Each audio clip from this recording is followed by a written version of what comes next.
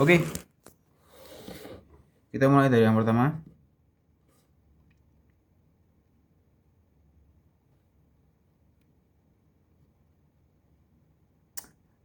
Struktur lengkap neuron berserta bagian-bagiannya. Oke, neuron itu ada yang tidak bermielin sama yang bermielin. Sebenarnya bedanya cuma di aksonnya doang. Jadi neuron itu ada badan sel, ada dendrit, eh, ada akson hilok sama eh, akson terminal.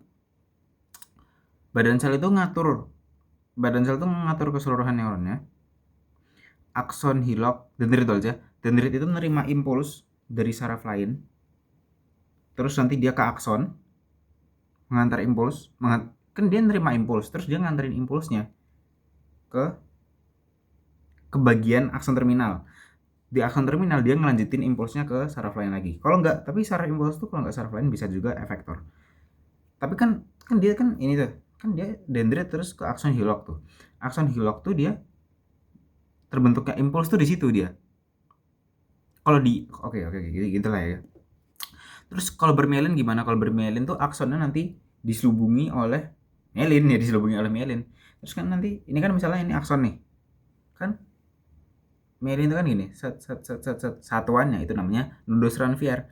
Dia tercipta oleh sel1. Oke. Pertanyaan kedua. Sebutkan gambar neuron berdasarkan bentuknya. Kalau berdasarkan bentuknya itu gue lupa. Oh, kalau berdasarkan bentuknya tuh, ini aku lihat catatan ya. Kalau berdasarkan bentuknya itu ada unipolar, bipolar, sama multipolar. Kalau unipolar itu dia cuma punya satu perpanjangan, terus dia itu biasanya tuh ketemu di eh neuron sensorik kayaknya, kalau nggak salah. Oh benar, ketemu di neuron sensorik. Kalau bipolar itu dia punya dua perpanjangan, jadi ini badannya dia perpanjangannya ke sini sama ke sini. Kalau yang unipolar tadi kayak gini terus kayak gitu kan, satu doang. Kalau bipolar itu dia kita bisa temuin dia di interneuron sama motorik. Oh, di interneuron doang. Kalau multipolar itu di interneuron sama interneuron sama motorik. Nah, multipolar tuh perpanjangannya ada banyak. Jadi kayak ini kepalanya. Oke. Kalau berdasarkan fungsinya, ada neuron sensorik, ada neuron motorik. Neuron sensorik atau neuron aferen itu dia mengantarkan dari reseptor ke yang tengah tuh apa namanya? Otak. Kalau nggak otak, sumsum tulang, ke saraf pusat. Nah, kalau eferen dia dari saraf pusat ke efektor. Terus ada interneuron. Interneuron tuh dia itu lebih ke kayak memproses dan menerjemahkan impuls. Oke. Lanjut. Perbedaan sinapsis dan impuls. Sinapsis tuh sinapsis tuh jane ki beda banget sama impulsnya. Kayak sinapsis itu kayak ini kan neuron. Dia kan impulsnya kan kayak gini kan.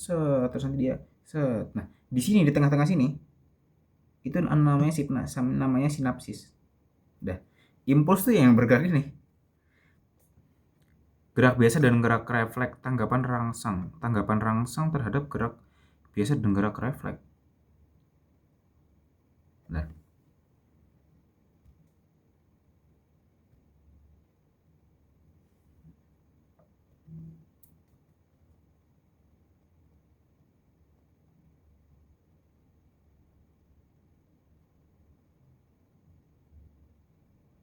waduh,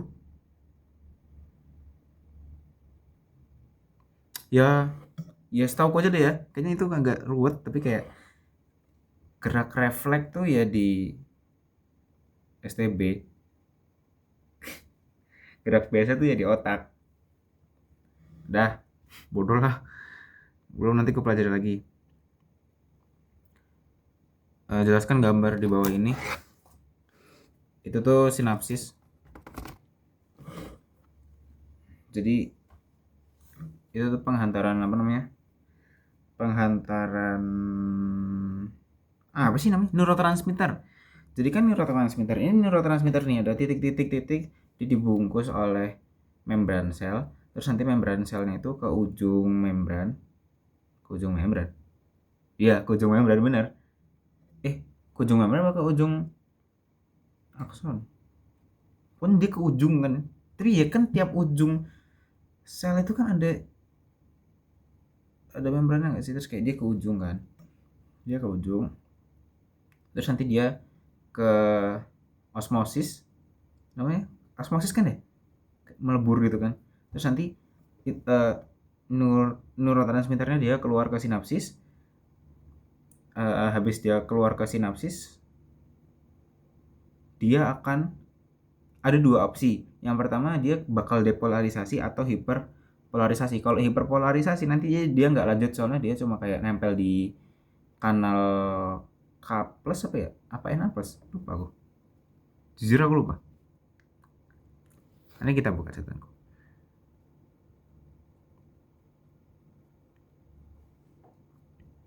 Mana ini sinapsis.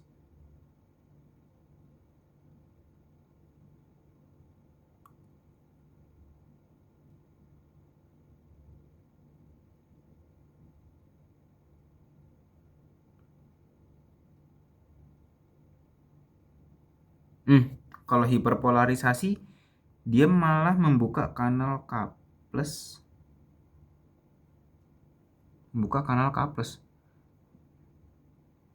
ya kayaknya bener deh, membuka kanal K plus untuk menginduksi dan depolarisasi. Kalau gimana sih? Oh salah le, salah. Kita mending baca dulu deh, kayaknya soalnya itu salah. Pelepasan neurotransmitter. Oke, berarti awalnya itu ketika impuls sampai di ujung akson terminal, depolarisasi membran sel sinapsis. Dia akan mendepolarisasi membran sel sinapsis, membuka, terus nanti CA2 plusnya itu masuk. Soalnya ketika impulsnya itu masuk ke ujung akson terminal, dia itu akan membuka kanal CA2 plus. CA2 plusnya masuk membran. Akhirnya ke membran maksudnya. Terus dia membentuk neurotransmitter. Boleh.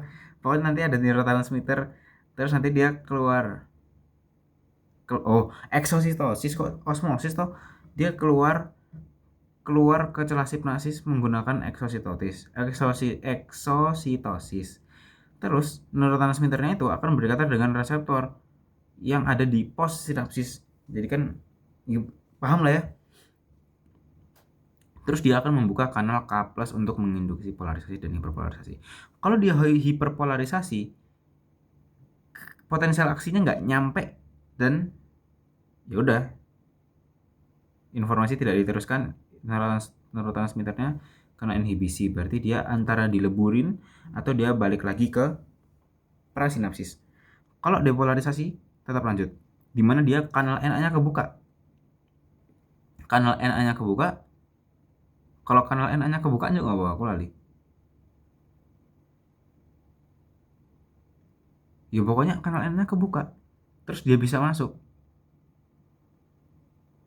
Terus neurotransmitter yang udah di celah sinapsis di inaktivasi dengan cara hidrolisis. Oke. Terus Na plusnya, yang penting Na plusnya bisa masuk gitu ya. Oh iya kan Na plusnya udah masuk, bisa masuk. Itu kan mengantarkan impuls juga nggak sih? Ya, I guess seperti itu. Kita lanjut dulu. Apa saja termasuk saraf sadar? Hah?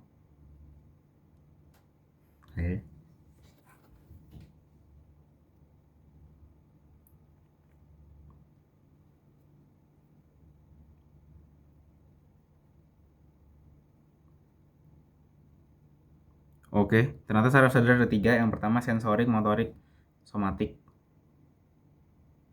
Iya, kok bisa ada sadar sama nggak sadar sih?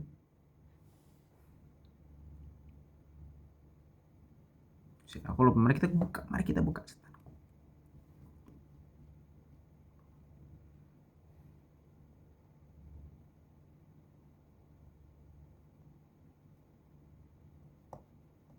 Kayaknya sistem saraf tuh aku ada di bentar dulu. Sistem saraf tepi ya. Sistem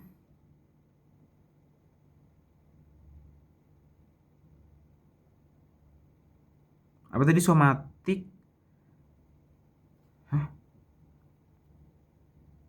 Sensorik, motorik, somatik.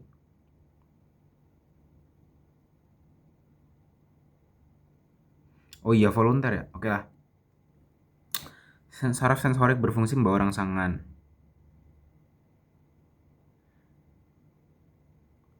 Oh, paham. Saraf sensorik itu saraf aferen, dia itu menghantarkan impuls dari rangsangan, tapi rangsangan itu bisa berupa sentuhan, suhu, tekanan, cahaya, suara maupun rasa. Kalau motorik itu efektornya ke otot. Berarti kan udah pasti pakai otak gitu. Terus kalau somatik itu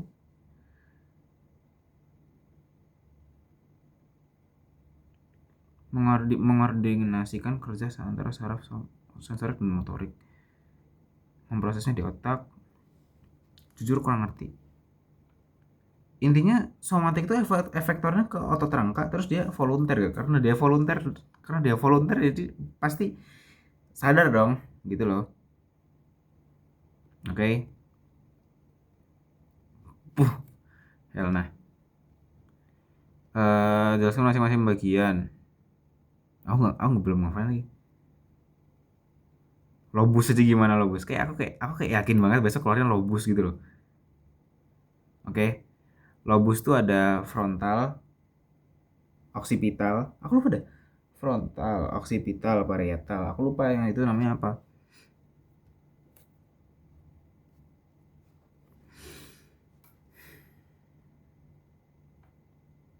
Temporal, oke. Okay? Frontal, parietal, oksipital, temporal di bawah. Frontal itu yang utama, dia itu buat berpikir, ingatan, ya berpikirlah.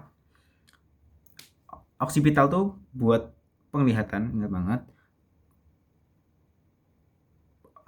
Temporal tuh pendengaran. Oh, temporal tuh pendengaran dekat kuping ya. Parietal itu parietal itu menerima rangsangan. Oke, memproses dan menerima dan memproses rangsangan. Oke.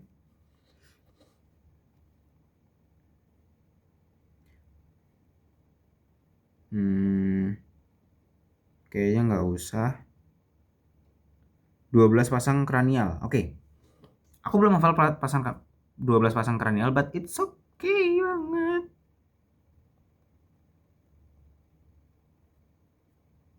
12 pasang kranial.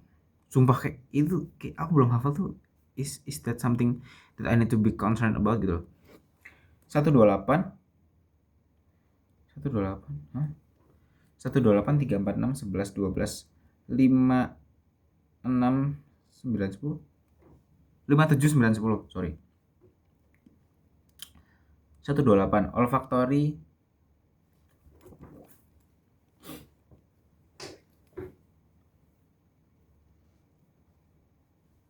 Oh, what the hell. Olfactory, opticus, auditory.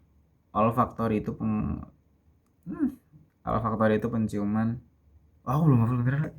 Olfactory, opticus, auditory. Olfactory, opticus, auditory. Okulomotor, troklear, abdusen, mengatur pergerakan bola mata. Aksesori motor sama hipoglosal. Aksesori motor aku cuma inget hipoglosal tuh hipoglosal buat lidah. Aksesori motor itu buat otot trapesius. Otot trapesius itu di mana bang? Di punggung. Oke. Terus ada trigeminal. Dia itu mengordinasikan rangsangan di wajah dan membantu proses mengunyah. Fasial, oke. Rangsangan 2/3 lidah dan mengatur otot wajah juga. Glosopharyngeal. Dia merangsang lidah belakang dan pergerakan sekitar faring.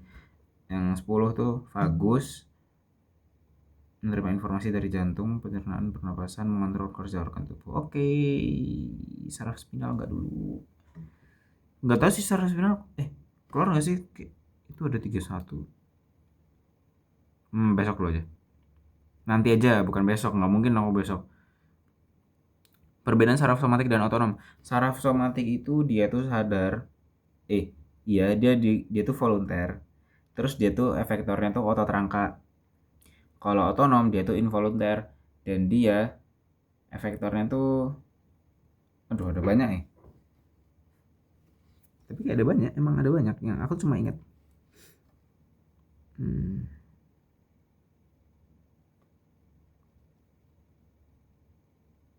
Mana sistem saraf tepi, sorry. Otonom tuh apa coba, efektornya coba lihat ya. Tuh, otot polos, otot jantung, otot kelenjar. Oh, otot semua, oke. Otot polos, otot jantung, otot kelenjar. Otot kelenjar itu otonom, involunteer. Oke. Tiga kelainan. Aduh, aku belum belajar kelainan, sorry aja. Simpatik dan parasimpatik. Simpatik itu fight or flight, parasimpatik itu rest and digest. Jadi saraf simpatik itu aktif ketika kamu merasa terancam. Dia akan membesarkan pupil, meningkatkan metabolisme, terus dia akan memecah apa namanya, galaktosa.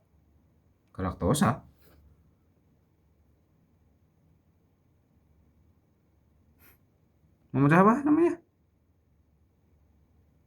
glikogen menjadi glukosa, meningkatkan denyut jantung. Ya pokoknya kamu panik tuh apalah, sama ada kontraksi otot arektor pili, jujur ya aku berarti produksi hormon adrenalin, jangan lupa. Terus parasimpatik itu rest and digest, berarti dia kebalikannya dari simpatik. Dia itu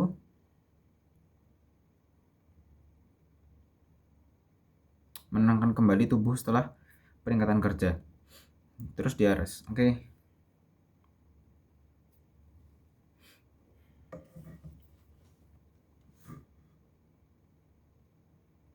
Dia menurunkan denyut jantung, kontraksi mempersempit pupil, itu bagian restnya. Terus digestnya itu menstimulasikan sistem pencernaan. Simpatik menghambat, oke.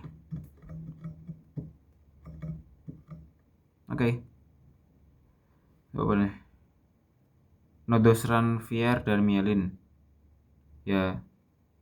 Oh, itu tuh buat mempercepat penghantaran impuls. Ya udah sih, itu aja ya. Lanjut ke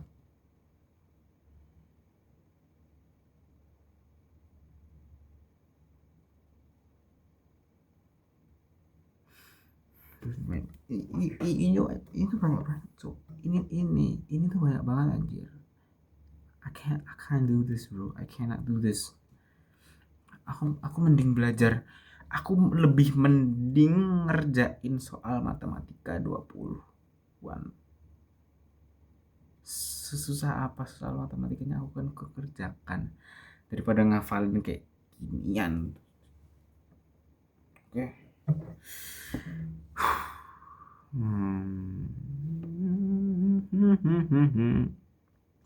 Oke, yang kedua, struktur lengkap neuron. Ini saraf, bukan yang ini dia. Jenis karbohidrat dan ciri-cirinya ada 3: monosakarida, disakarida, polisakarida. Monosakarida itu satu doang, dia gula, dia bentuknya satu, gula tunggal. Dia pokoknya tubuh tuh nyerap gula dalam bentuk monosakarida. Kok ada tiga jenis monosakarida itu. Pokoknya tunggalan gula tuh ada 3. Pertama tuh apa ya, glukosa, fruktosa, galaktosa.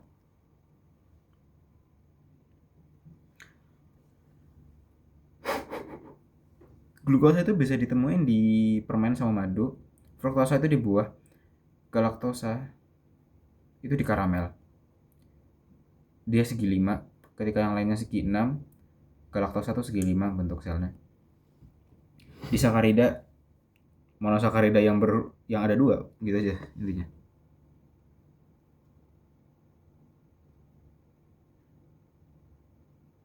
terus dapat dihidrolisis oleh enzim disakarase. Disakarase itu ada maltase, sukrase,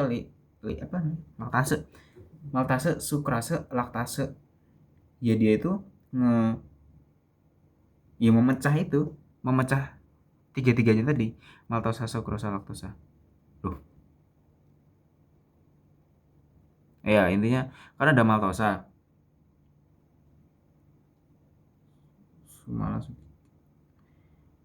Maltosa itu glukosa dan glukosa.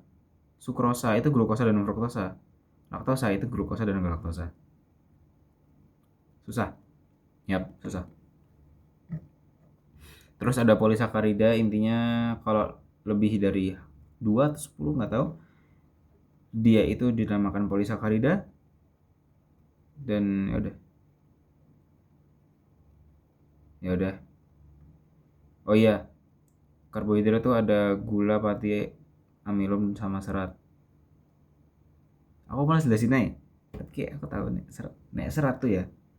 Saya ulang satu cek nggak bisa di. Oke lah, gitulah pokoknya ya. Mekanisme pencernaan karbohidrat. Oke.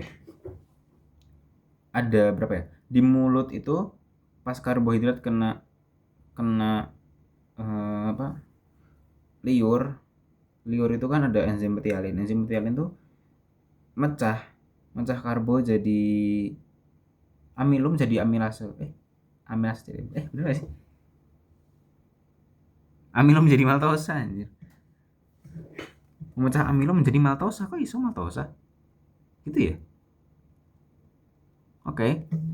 Memecah amilum menjadi maltosa.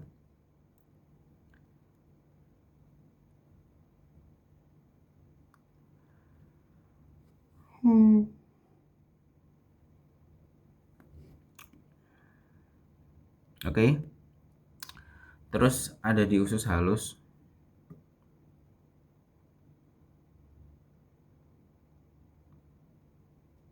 Di duodenum karbo dicerna oleh amilum yang dikeluarkan oleh pankreas. Oh iya, pankreas itu ngeluarin amilase, lipase, sama apa gitu lupa. Tapi ada pokoknya dia ada amilase kan, terus jadinya amilumnya dipecah. Amilase tuh ngubah apa sih? Ngubah maltose jadi glukosa. Intinya ada amilase. Oh, amilum jadi maltosa. Oke, amilum jadi maltosa. Terus di jejenum ada disakarase lagi. Terus di ileum ada penyerapan karbohidrat pakai villi. Terus nanti dari karbohidrat itu villi ke vena porta, ke hati, ke jantung, ke seluruh tubuh. Terus ada pembentukan ATP. Ini jujur aja aku belum ngerti. Kayaknya penting. Kayaknya emang penting deh. Soalnya kayak ada angka-angkanya terus kayak nggak bisa tuh. Udah ngafalin angka lagi. Pencernaan protein. Pas di lambung itu mukus.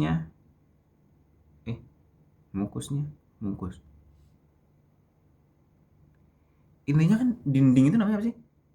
Dindingnya tuh ada huruf M-nya kayaknya, mukus kayaknya.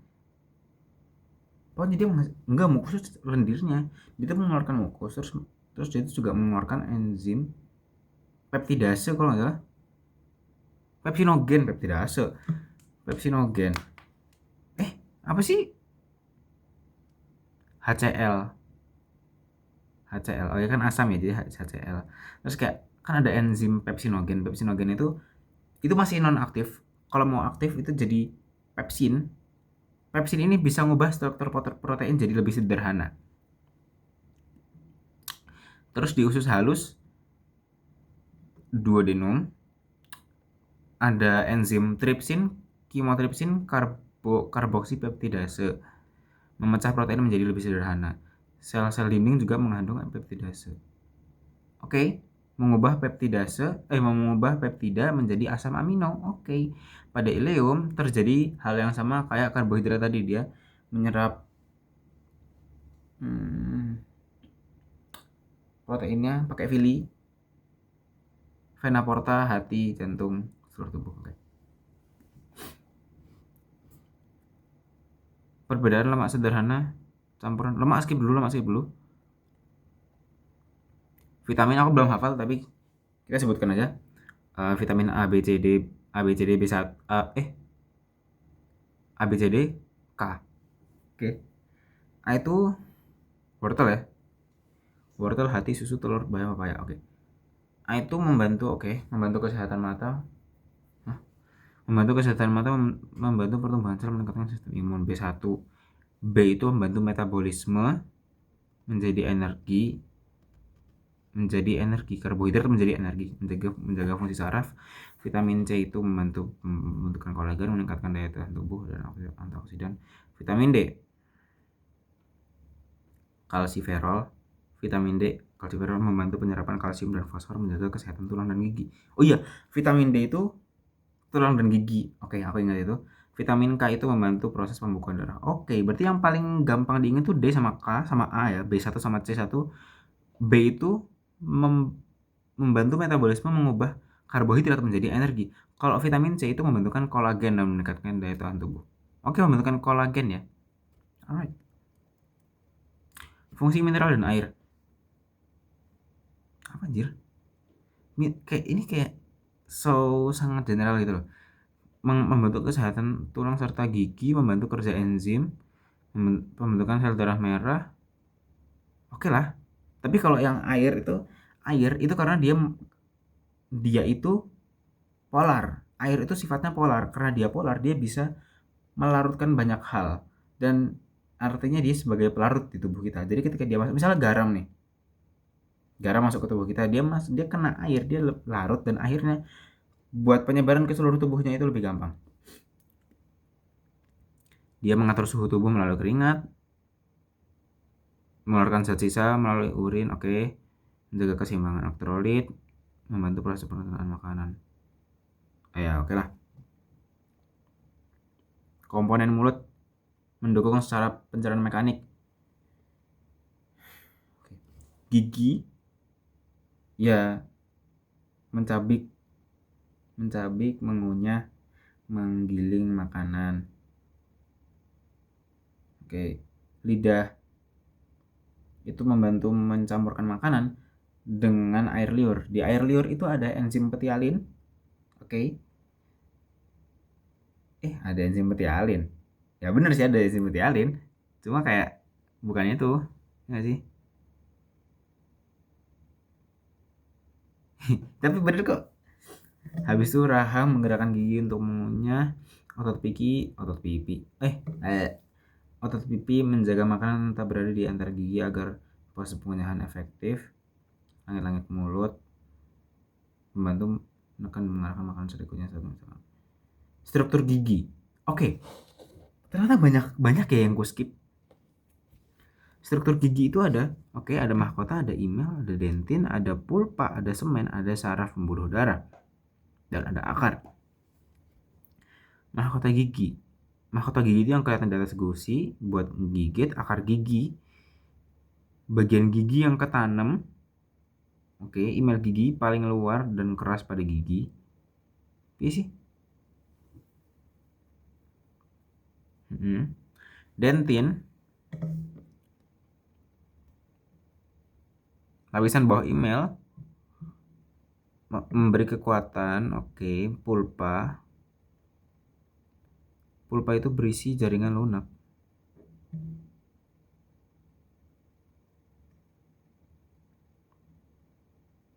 Lapisan penutupan akar gigi. Semen. Mana sih? Oh, semen. Saraf dan pembuluh darah. Oke lah. Terus 3 kelenjar ludah. Parotid, sublingual, submandibular.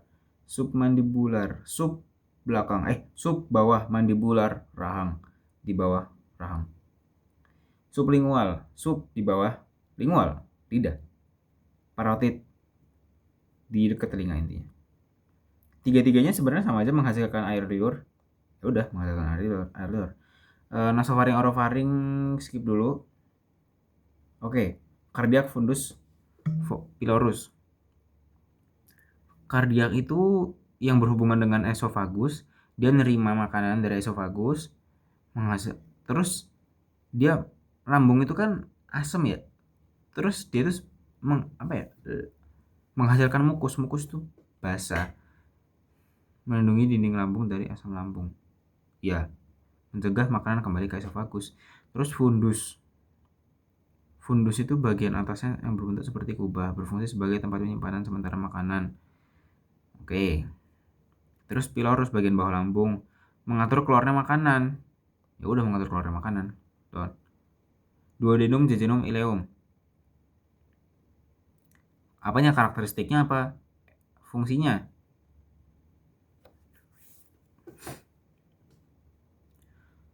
Karakteristiknya itu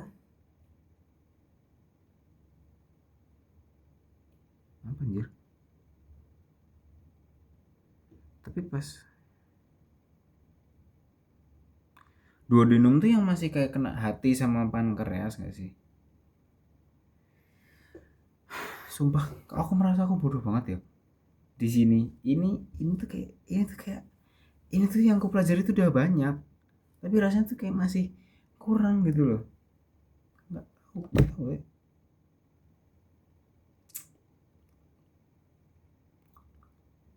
3 hari lagi nih ya, hari Kamis, kamu akan melihat mataku kembali sehat, kulitku kembali cerah, rambutku kembali badai, aku kembali sehat. Aku nggak perlu ya. Jejunum banyak lipatan, ileum yang ada filinya itu. Duodenum itu uh, ada amilase, tripsin, lipase, itu datangnya dari siapa? Dari pankreas. Amilase itu mecah amilom jadi maltosa, tripsin mecah protein jadi peptida, lipase mecah lemak jadi gliserol. Mensekresikan sekretin untuk menghasilkan pankreas menghasilkan amilase. Oke. Terus jejunum bagian tengah banyak lipatan. Oke, ada maltase, sukrase, laktase, berarti ada enzim disakarida ya di jejunum itu. Terus ileum itu ada fili, yang dia itu menyerap apa sih? Menyerap zat gizi yang air sama lipid kalau salah tuh.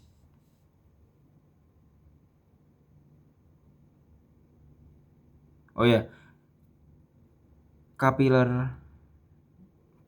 fili kapiler sama fili lakteal.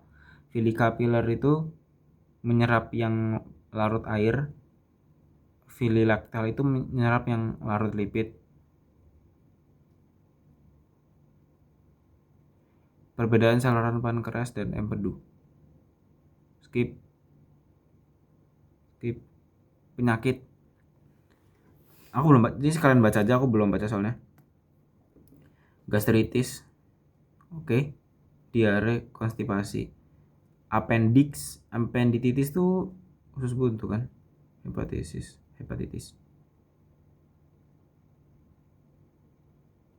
Super rich kid, we're nothing but fake friends. Wah.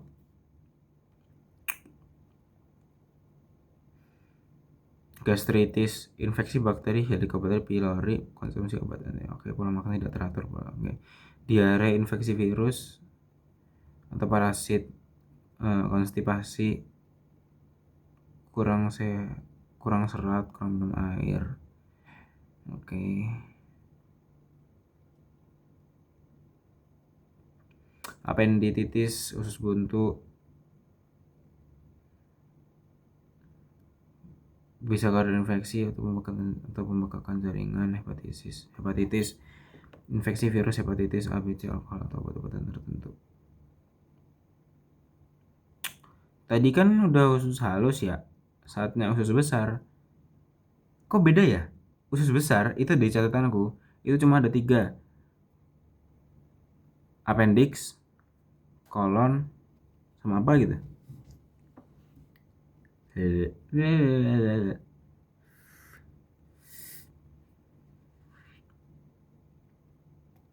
Nih. Mana?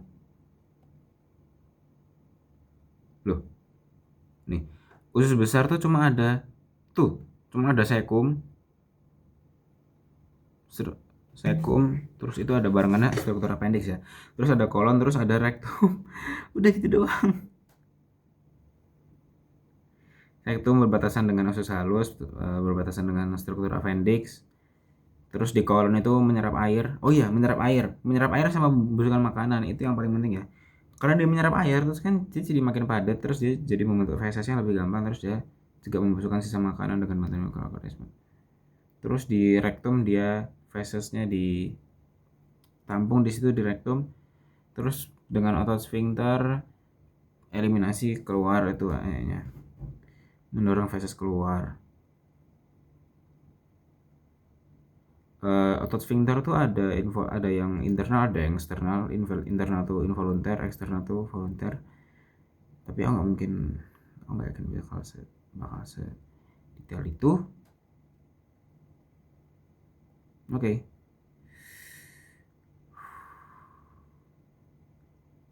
Jujur udah semuanya. Tapi coba tadi yang belum kupahami apa aja tadi? Penyakit tuh belum kupahami banget. Gerak biasa, gerak refleks itu ternyata kukira Crouch ternyata enggak. Fungsi yang bukan lobus juga belum. Cerebrum, diencephalon, mesencephalon. Satunya kranial, spinal. Tapi nggak tahu deh. Oke, itu ya. Itu untuk saraf. Kalau untuk yang digestik kayaknya aku lebih banyak yang belum.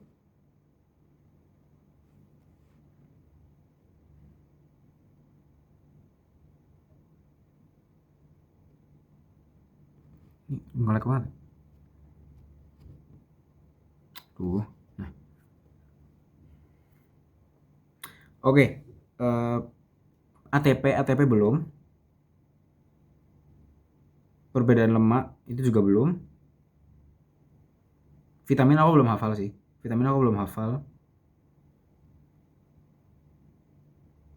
Gigi juga belum terlalu hafal, jujur aja.